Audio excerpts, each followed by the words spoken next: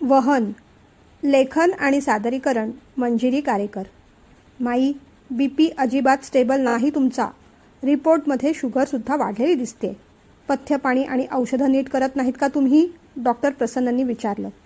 अहो डॉक्टर, आता वय झालं, कुठेतरी आकडे मागे पुढे होणारच की नाही. रिपोर्टमधली ही रेषा वर खाली व्हायचीच.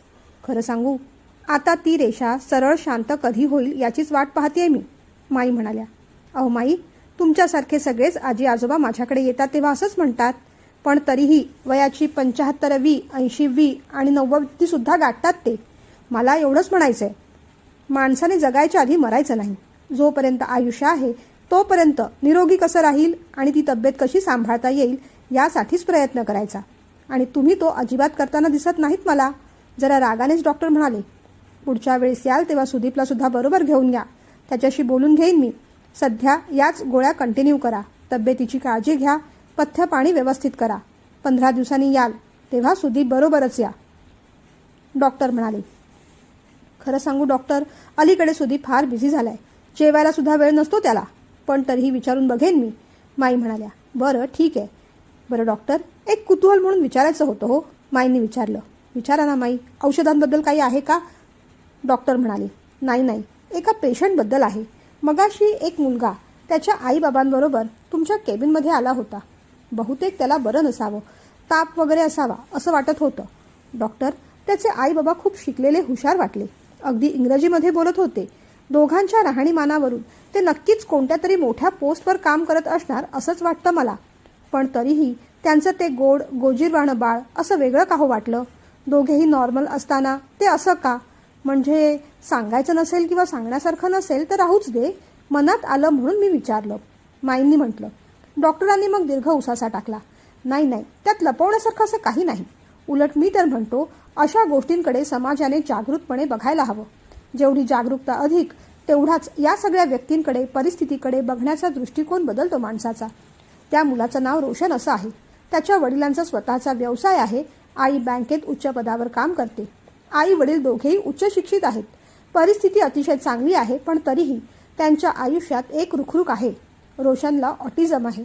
स्पेशल चाइल्ड असंही म्हणू शकतो आपण त्याला. ही मुलं गतिमंद मतिमंद वगैरे नसतात. अतिशय हुशार असतात. पण तरीही ती नॉर्मल नसतात. त्यांच्या वागण्या बोलण्याचा एक ठराविक साचा असतो. बऱ्याचदा त्या साच्याच्या पलीकडे त्यांना विचारच करता येत नाही.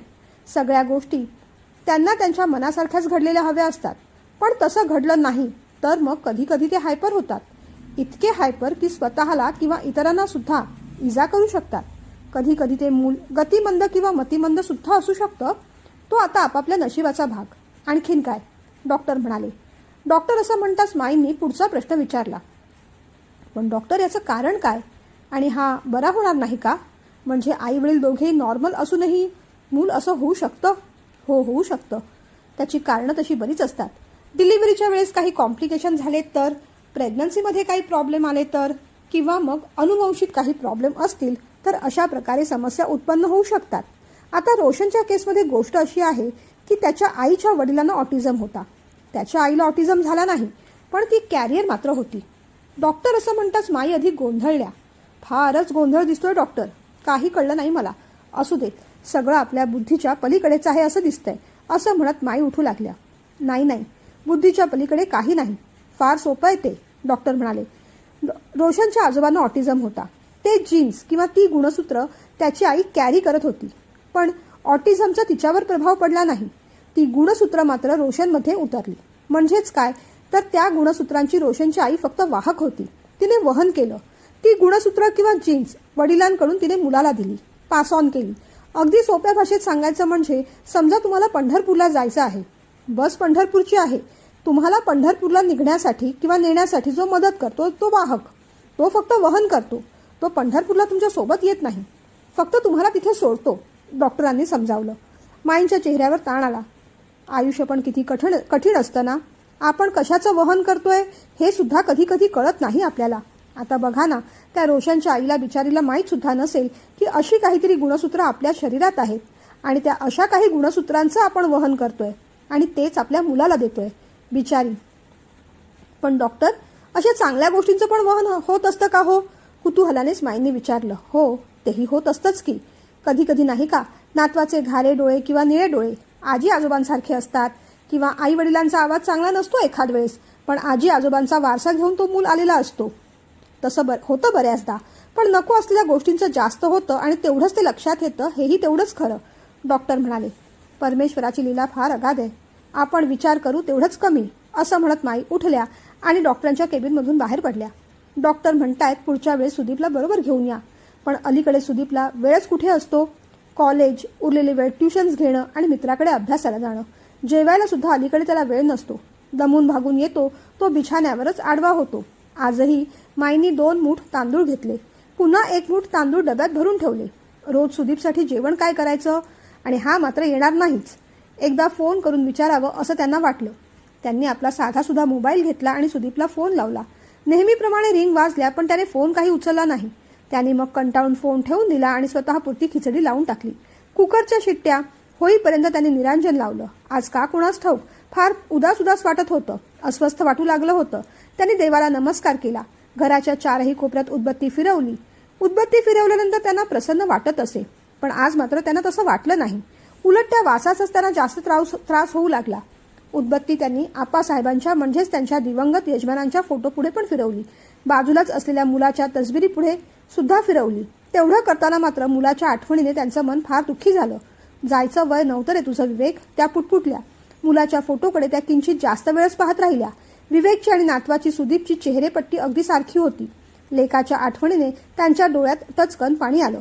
विवेक, कसा रे भरकटत गेलास तू? लहानपणापासून आम्ही तुझ्यावर एवढे चांगले संस्कार केले होते, तुझ्या मनाप्रमाणे सगळ्या गोष्टी करू दिल्या होत्या, पण तरीही तू चुकीचा निर्णय घेतलास आणि त्या एका चुकीच्या निर्णयामुळे तुझ्या आयुष्याची वाताहत झाली. माईंचे यजमान आप्पासाहेब शाळेत शिक्षक होते आणि त्याच शाळेत मुख्याध्यापक म्हणून पुढे ते रिटायर्ड झाले. माई स्वतः अंगणवाडी शिक्षिका होत्या.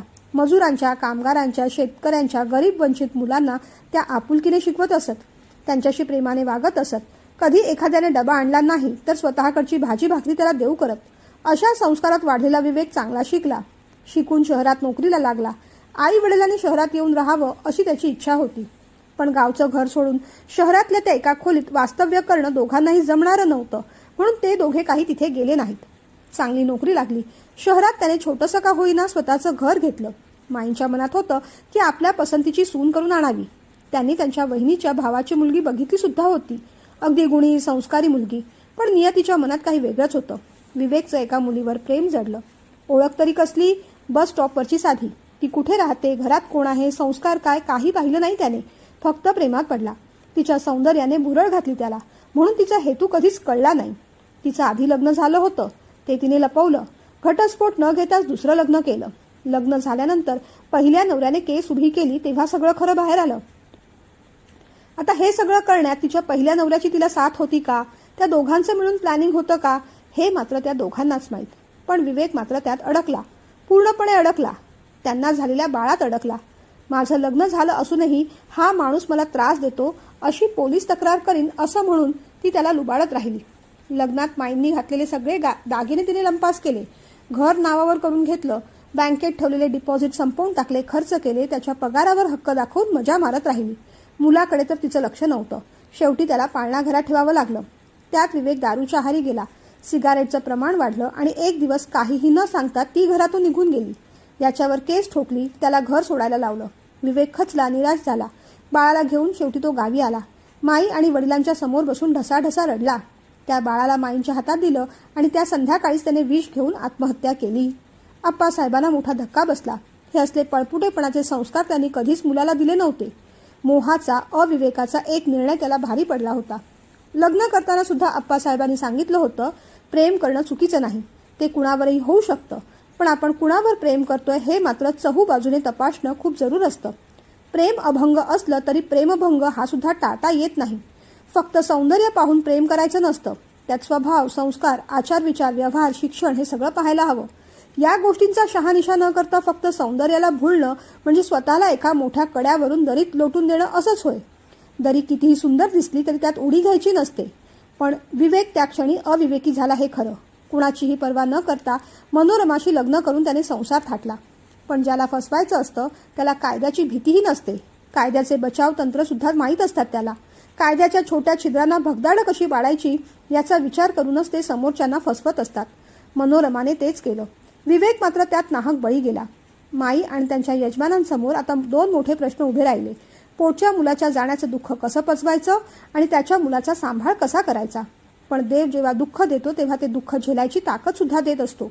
4 दिवस माई रडत राहिल्या, पण 5व्या दिवशी मात्र त्या मुलासाठी उभ्या राहिल्या. त्यांच्या यजमानांनी त्यांना सावरलं. ते म्हणाले, बरं का माई, जे संस्कार आपण आपल्या मुलाला दिले आहेत ते आता नातवालाही द्यायचे आहेत. बीज चांगलं आहे का खराब हे ठरवणं आपल्या हातात नाही, पण चांगली मशागत करायची, त्या रोपट्याची चांगली काळजी घ्यायची हे मात्र आपल्या हातात असतं. त्या दोघांनी छोट्या सुदीपला जवळ केलं. त्याला चांगले संस्कार दिले, शाळेत घातलं, त्याच्या शिक्षणाकडे लक्ष दिलं, माया प्रेम सगळं दिलं. सुदीप सुद्धा आजी आजोबांची खूप काळजी घेत होता. त्याच्या शिक्षणाकडे आजोबांचं कटाक्षाने लक्ष असायचं. तो कुठे जातो, कुणाबरोबर असतो या सगळ्या गोष्टींकडे ते लक्ष ठेवून असत. मध्ये मध्ये त्याच्याशी संवाद करत असत. त्याच्या आवडीनिवडी मित्रपरिवार जाणून घेत असत. सुदीप सुद्धा मोठ्या उत्साहाने त्याच्या अभ्यासाबद्दल, मित्रांबद्दल, शिक्षणाबद्दल, पुढे काय करणार याबद्दल आजी आजोबांशी मोकळेपणाने संवाद करत असे. पण त्यानंतर हार्ट अटॅक येऊन आजोबा गेले आणि सुदीप अगदी बिथरला. माईंनी त्यांच्या परीने सावरण्याचा प्रयत्न केला. आजोबांच्या पेन्शनमधून घर चालवणं कठीण होतं. सुदीप पार्ट टाइम ट्युशन्स घेऊ लागला. सकाळी स्वतःचं कॉलेज झालं की संध्याकाळी ट्युशन्स घ्यायला जायचा. सुट्टीचा कधी वेळ मिळाला तरच मित्रांबरोबर. पण घरी त्याचं लक्ष कमी झालं. माईंना एकटं एकटं वाटत असे. त्या म्हणायच्या, कधीतरी थांब रे घरी. सुदीप हसून म्हणायचा, अगं मी घरी थांबलो तर आपलं घरच थांबेल. एकदा का शिक्षण पूर्ण झालं, नोकरी लागली की मग संध्याकाळचा सगळा वेळ तुझा माई. त्याच्या या 2 गोड शब्दांवरच माई खुश होत असत. रोज रात्री तो कधी येईल याचीच वाट पाहत राहायच्या. अगदी आजही तेच घडलं. 10 वाजून गेले होते. अजूनही सुदीपचा पत्ता नव्हता.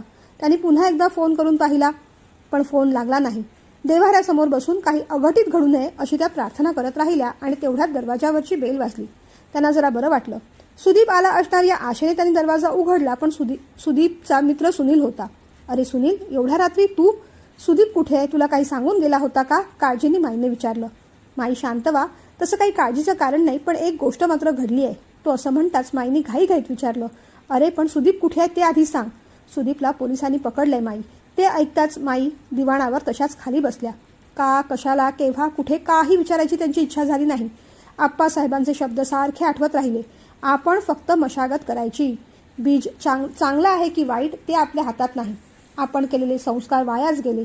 रक्त रक्तालाच मिळालं. आईसारखाच निपजला पोर.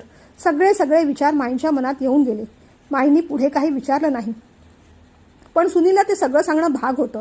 काहीही झालं तरी माईला जाऊन तू कळव असं सुदीप म्हणाला होता. माई, तुम्हाला कमलेश माहिती आहे ना? सुदीप त्याच्याच बहिणीला ट्युशन द्यायला जायचा. आज तिने तिच्या वाढदिवसाची पार्टी एका हॉटेलमध्ये दिली. तिथून ते बंगल्यावर गेले. तिथे त्यांची कसली तरी पार्टी झाली. कुणीतरी तक्रार केली. पोलिसांची रेड पडली. तेव्हा दोघांकडे ड्रग्ज सापडले. पोलिसांनी सगळ्यांनाच ताब्यात घेतलं. पण या सगळ्यात सुदीपची तशी काही चूक नव्हती. पार्टीला थांब म्हणून मालविकानेच त्याला गळ घातली होती. मालविका नाव ऐकताच माई दचकल्या. 1-2दा सुदीपच्या तोंडून हे नाव त्यांनी ऐकलं होतं. मालविका हुशार आहे, त्याच्या मित्राची बहीण आहे हे सुद्धा त्यांना माहीत होतं. म्हणजे तसं सुदीपच म्हणायचा. 1-2दा फोनवर सुद्धा तो तिच्याशी बोलताना त्यांनी ऐकलं होतं. सुदीप, या मालविकाच्या तू प्रेमात वगैरे नाहीस ना? माईंनी विचारलं. तेव्हा त्यावेळेस हसून उत्तर देणं त्याने टाळलं होतं. तेव्हाच माईंना खात्री पटली होती की सुदीप नक्कीच या मुलीच्या प्रेमात आहे. नाहीतर तिच्यासाठी एवढ्या उशिरा रेस्टॉरंट आणि बारमध्ये तो कधीच जाणार नाही. मित्रांबरोबर ड्रग्ज पार्टी सुद्धा करणार नाही. सावरतच मग त्यांनी सुनीलला विचारलं, अरे ते ड्रग की काय म्हणतात ते ह्याने सुद्धा घेतले होते का? नाही माई, ड्रग सुद्धा नाही आणि ड्रिंक सुद्धा नाही. हा फक्त त्यांच्या बरोबर होता. सुनील म्हणाला. मग हा कसा पकडला गेला? माईंनी विचारलं. चौकशीसाठी पोलिसांनी सगळ्यांनाच नेलंय पोलीस स्टेशनमध्ये. तसं यालाही नेलं. मालविकाच्या भावाने तिला सोडवून नेलं. बाकी सगळ्या मित्रांचे पालक आले. पोलिसांनी त्यांना वॉर्निंग दिली आणि ते सुटले. ज्यांच्याकडे ड्रग्ज सापडले त्यांच्या काही टेस्ट घेतल्या गेल्या. त्यांना मात्र तिथेच ठेवले. पण सुदीपने ड्रिंक केलं नव्हतं, ड्रग्जही घेतलं नाही. पण तरीही त्याला सोडवायला आपल्याला जावंच लागेल. हे पहा, तुम्ही काळजी करू नका. आम्ही मित्र त्याला सोडवून आणू. तुम्हाला यायची गरज नाही. फक्त तुमच्या कानावर घालावं म्हणून मी सांगायला आलो. म्हणजे मला सुदीपनेच तसं करायला सांगितलं. सुदीप माझा मित्र आहे. त्याला मी ओळखतो. या सगळ्या प्रकरणात तो निर्दोष आहे म्हणूनच मी त्याची मदत करणार आहे माई. सुनील म्हणाला. अरे सुनील, दारूच्या दुकानात जाऊन कोणी दूध जरी प्यायलं तरी त्याला दारुडाच म्हणतात ना रे. एवढं सुद्धा या मुलाला कळू नये का? मी विश्वास कसा ठेवायचा? खरं खोटं काय ते तुला माहीत, त्याला माहीत. पण आता विश्वास ठेवायला माझं मन धजावत नाही. पण तरीही त्याला सोडवून आणणं हे माझं कर्तव्य आहे. पण मनापासून वाटतं माझे संस्कार फुकट गेले. कदाचित आज हे असते तर त्यांनी त्याला त्याच्या वाटेची शिक्षा भोगू दिली असती. त्याला सोडवून सुद्धा आणलं नसतं. चूक करताना आपण भीत नाही ना, मग शिक्षा भोगायला कशाला भीती वाटायला हवी? तीही माणसाने भोगून काढावी. शिक्षेपासून कशाला पळ काढायचा? आणि शिक्षेची भीती वाटत असेल तर मग चूक करूच नये ना. जाऊ देत, काय बोलायचं आता. बरं मला सांग, त्याला सोडवायला किती रे पैसे लागतील? माईंनी विचारलं. नको नको माई, मी करतो अरेंज, सुनील म्हणाला.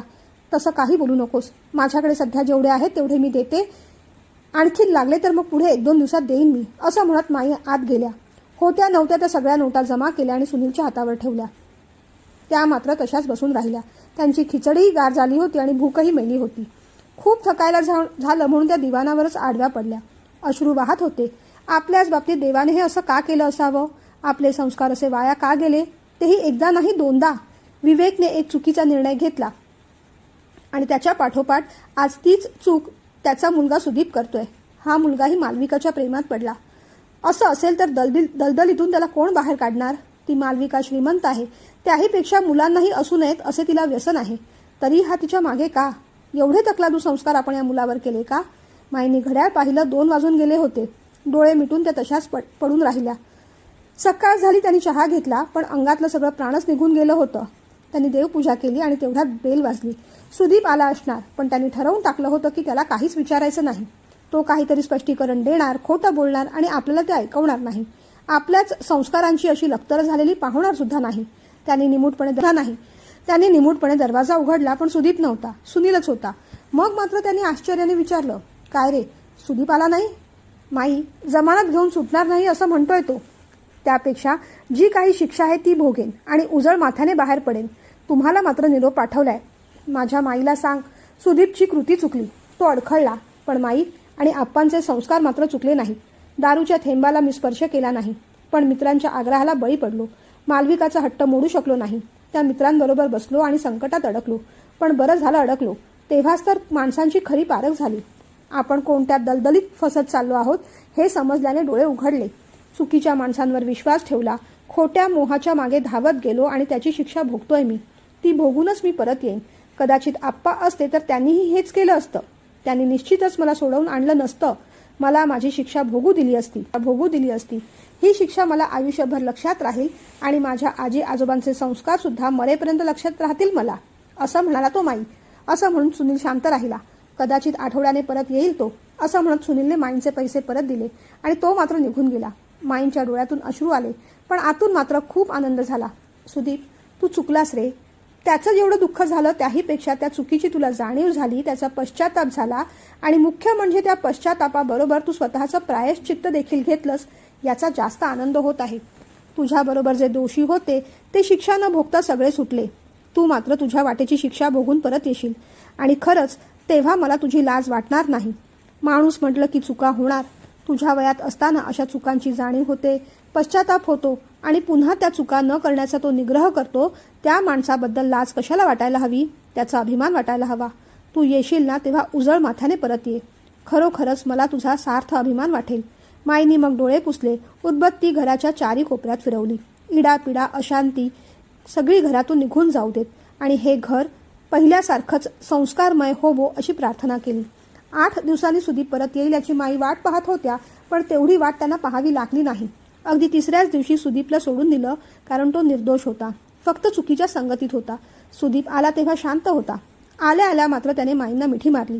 माई, तुझा विश्वास नाही ग तोडला मी. खरोखरच सांगतो, तुझे संस्कार पायदळीत उडवले नाहीत. पावलं अडखळली, धडपडलो, पण घरंगळत खाली मात्र गेलो नाही. जिथे धडपडलो तिथेच थांबलो. स्वतःला सावरलं. त्या चुकांमधून शिकलो. मला माफ करशील ना एकदा? आता डोळे उघडले. आता उघड्या डोळ्यांनी काय चूक काय बरोबर याची जाणीव होते मला. पुन्हा कधीही चुकीच्या रस्त्याने चुकीच्या माणसांकडे जाणार नाही मी. माझे बाबा म्हणायचे, आपण चुकलो हे लक्षात आलं की तिथेच थांबायचं आणि मागे वळायचं. चुकीच्या रस्त्याने पुढे जायचं नाही. मीही अगदी तसंच केलं. पण तू मला माफ करशील ना एकदा? सुदीप म्हणाला. हो रे, तू माफी मागायच्या आधीच मी तुला माफ केलंय रे राजा. तुला तुझ्या चुकांची जाणीव झाली, पश्चाताप झाला, तू प्रायश्चित्त घेतलंस. पुन्हा त्या चुका न करण्याचा निग्रह केलास, तेव्हाच मी तुला क्षमा केलं. आपले संस्कार योग्य बीजावर रुजले. मशागत चांगल्या बीजावर झाली आणि त्याची आता गोड फळं दिसतायत. हे पाहून मन भरून पावलं. मी तुझ्यावर रागवले नाही. तुझ्याबद्दल मला अभिमान वाटतो. पण पुन्हा पुन्हा त्याच चुका करू नकोस. कोणतीही कृती करताना जेव्हा मनात विचार येईल की ही कृती करावी की करू नये, तेव्हा स्वतःला दोनदा विचारून पाहायचं. करू नये असंच उत्तर येईल आणि मग त्याच मार्गाने पुढे जायचं. मग ते मित्र निवडणं असो, परिस्थिती निवडणं असो किंवा आणखीन काही. आपलं हृदय परमेश्वराने दिलेलं होका यंत्रच असतं. ते दिशा बरोबर दाखवत असतं. जेव्हा एखादी कृती करताना हृदय आनंदाने फुलतं, तेव्हा समजायचं ती कृती बरोबर आहे. आणि जेव्हा ते हृदय धडधडू लागतं, तेव्हा समजायचं की ती कृती चुकते आहे. बाकी इतर कोणत्याही मोजमापाची गरज नसते खरं तर माणसाला. त्यानंतर सुदीप बदलला. माईंची काळजी घेऊ लागला. माईंना घेऊन स्वतः डॉक्टरांकडे गेला. यावेळेस माईंचं बीपी अगदी नॉर्मल होतं. सुदीप नोकरीच्या शोधात आहे कळल्यावर डॉक्टरांनी त्याला त्यांच्याच क्लिनिकमध्ये रिसेप्शनिस्टची पार्ट टाइम नोकरी दिली. त्याने मग शिक्षणावर लक्ष केंद्रित केलं, योग्य मार्ग पकडला. डॉक्टरांच्या क्लिनिकमधून बाहेर पडताना माईंच्या मनात त्या छोट्या रोशनचा विचार आला. आई बाबा नॉर्मल असताना सुद्धा रोशन असा का झाला? कारण त्याची आई त्या दोषांची वाहक होती. ती ते गुणसूत्र वहन करत होती. सुदीपच्या बाबतीत सुद्धा तसंच काहीतरी घडलं असेल का? आपले संस्कार सुद्धा चुकले नाहीत. विवेकला दिलेले सुद्धा नाही आणि सुदीपला दिलेले सुद्धा नाही. कदाचित सुदीपला मिळालेले संस्कार विवेककडूनच आले असतील. त्याच्यावर ते संस्कार फळले नाहीत, पण तो वाहक मात्र झाला. त्याने त्या संस्कारांचं वहन मात्र केलं. कुणी सांगावं? हे सगळं सांगता येणं कठीण आहे. पण संस्कारांची ती गाडी निजधामी पोहोचली होती. त्याचंच फलित म्हणून की काय, पंढरपूरला न जाता सुद्धा विठोबाच्या अस्तित्वाची, दर्शनाची त्यांना घर बसल्या प्रचिती आली होती.